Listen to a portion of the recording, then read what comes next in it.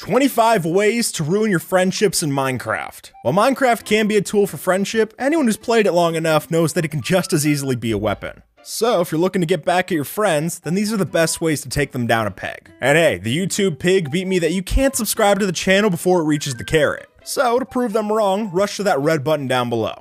It's free and it helps out a ton. Number 1. Carpets can add a nice little bit of detail to a house, but they can just as easily be militarized, since when you look down on it, you can't tell what block's underneath. Meaning that if we were to say, put a magma block underneath the carpet, your friend wouldn't have any idea until they walked into their house and started burning alive. Best yet, magma blocks don't catch anything around them on fire, meaning you're able to set up this trap and they'll have no clue until they actually step on top of it, giving you a form of attack that I'm fine with sweeping under the rug. Number 2. Nobody likes mining fatigue, but it's not exactly easy to dispense that effect onto your friend. Although, if you're really looking to put the effort in, then why not hijack an elder guardian out of an ocean monument and bring it right underneath your friend's base? As long as they're in the range of the effect, they'll get constantly hit by the mining fatigue and have no clue where it's coming from. Meaning if you drop one of these beasts into a nearby cave surrounded in obsidian and they have no milk to help them out, they're gonna have a tough time dismantling your trap. That's gonna be one for the history books.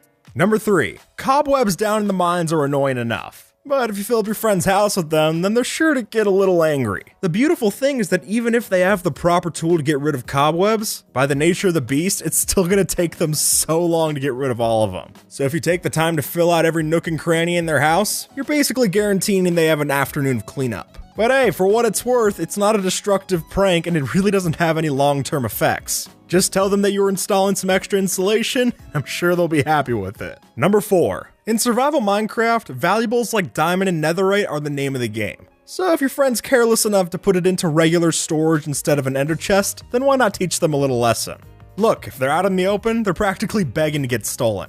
Or at the very least, borrowed until they notice. So to give them a little PSA about the values of safeguarding, pinch these out of their chest, and hey, why not even leave a note telling them what they did wrong? That way it's not theft, but a paid education. Number 5. Some people say that dogs are a man's best friend. So if your friend recently got a wolf and now your BFF slot has been taken, then why not plan in an assassination job to get that seat vacant again? Granted, recent updates do make this a little tougher since the death message will show in chat, but if you wait till when they get offline, then you're able to do the job and have that slot completely open to be their one and only best friend once again. Number 6. Fireplaces in Minecraft can be a huge distraction for fire safety. So if Smokey Bear hasn't visited your neck of the woods and you still want to teach your friend about the importances of keeping the flames safe, then why not set up a demonstration of unfireproofing their fireplace? Now, what you're doing might look like arson to some, but I can assure you it's just a gender reveal party gone bad.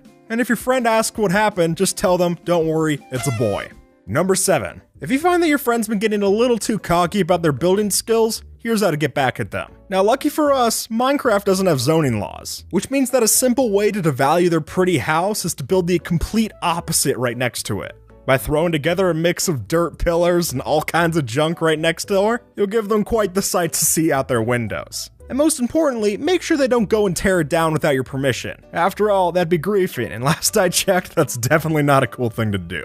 Number 8. Tons of effort has gone into making all the different sound effects in Minecraft. And sometimes those go underappreciated. So why not put a few of them on display by building a noise machine right next to your friend's house? Through the help of observers, these things get super easy to build. And trust me, even if you know nothing about redstone, that's not going to hold you back from building a total nightmare for your friend's ears. Just keep in mind that this one could leave some permanent scars and mean that your friend never plays Minecraft with headphones ever again.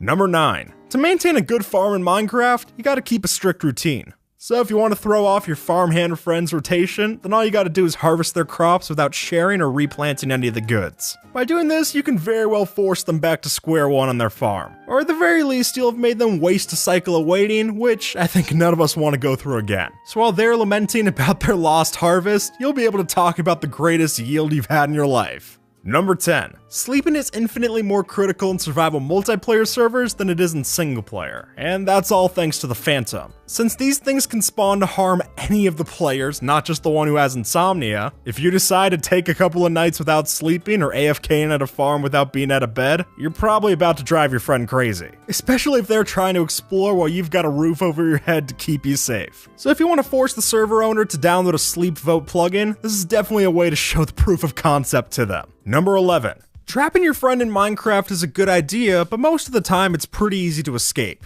That is, until you force them into an infinity room. By putting blank white maps and item frames on top of bright glow sources, your friend will have no direction which way they're walking or even looking at. So if you do this to trap your AFK friend, you can guarantee that you'll give them a bit of a heart attack when they log back on. And while sure, it is still possible to break out of this one, at least the answer isn't as obvious as every other maze in Minecraft. Number 12. Setting a creeper up in your friend's base is a good thought, but if they happen to leave the area, then you do have to worry about that pesky despawning. So to remedy that, all you gotta do is name the creeper so that it stays in place. And plus, giving the creeper a name also gives you more room to mess with your friends. Meaning as soon as they get home, they'll be introduced to a new friend and they'll see him out the door just as quickly. Number 13. If your friend uses any cobblestone in their paths, then this is the perfect way to make them lose their sanity. You see, by setting up a cobblestone generator with pistons right underneath one cobblestone block, then after every so interval, it'll pop up a new cobblestone block out of the floor, meaning they'll walk by, get confused, and break it, only to find the same block is back the next morning. And since most of the time they'll just break the top block and not look beneath, this prank is great for causing long-term stress to your poor pal.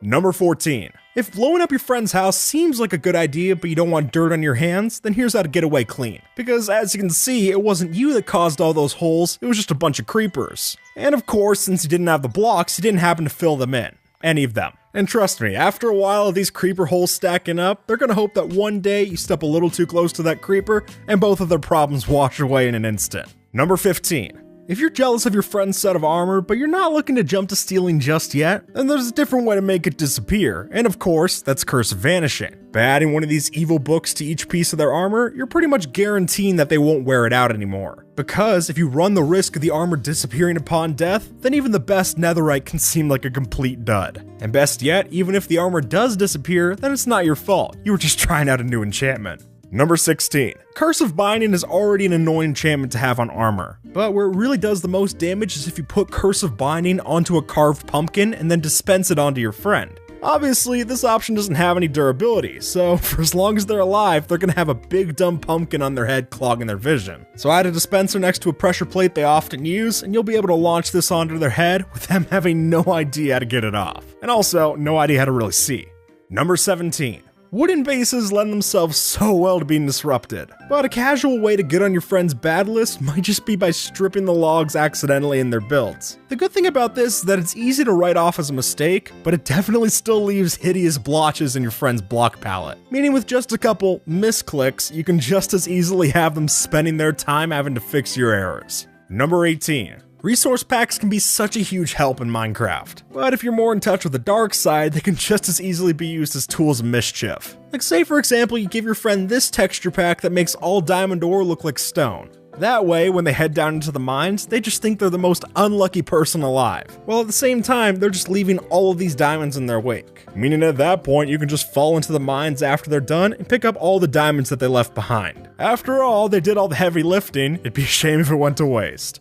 Number 19. Exploring with your friend can be a great bonding experience, but it can just as easily turn south. Say for example you head into a bastion with them, and while you're going through the chest, you just loot everything without even asking them what they want. If you turn this buddy trip into a first come first serve operation, you're definitely going to get yourself on their naughty list. Even better still is if you happen to do this while they're still fighting off the piglins. And then when they ask, just tell them there was nothing good in the chest, because by this point, there really isn't. Number 20. Setting up an automatic system in Minecraft can take a lot of work. So what better way to take down your friend than by ruining one of their machines? Auto smelting arrays are a great pick for this, because it's so easy to put a non-smeltable block like dirt up into the top funnel and completely ruin their design. And since it's not immediately obvious, they'll be so confused when they go to try and do an actual smelting job and just find that nothing's cooking up for them. And really, I don't think it will anytime soon. Number 21. End cities provide some of the best loot in the game, and chief among those is the elytra.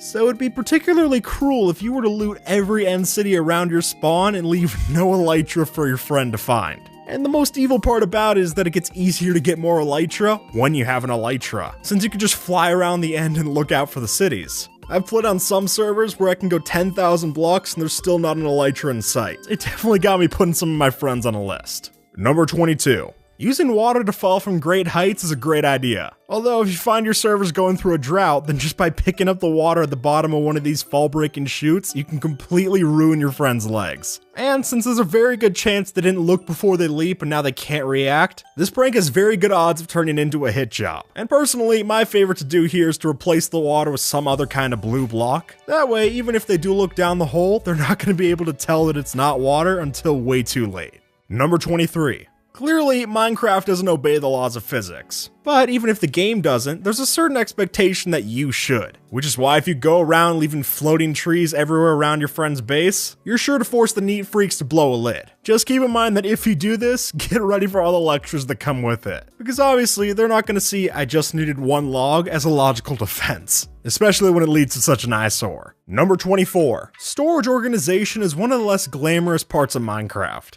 I mean, who wants to sit and look at a chest inventory screen their whole day? So if your friend did put in the hard hours and managed to make their chests look all pretty and nice, then a surefire way to get them angry is to mess with their storage organization. After all, it's a more abstract, naturalistic piece than whatever they had going on earlier. And you can guarantee that as soon as they try to open up their chest and find something, you'll send them into a combination panic attack and headache. Number 25. If after all that you've put them through, you're still friends, then the easy way to put a nail in the coffin is to blow up your friend's base. This is a no-brainer. You place a couple of things of TNT and rig it up to explode, and you can just as easily wipe away hours of work and a solid friendship. But hey, at least the two of you went out with a light show, and who doesn't like fireworks?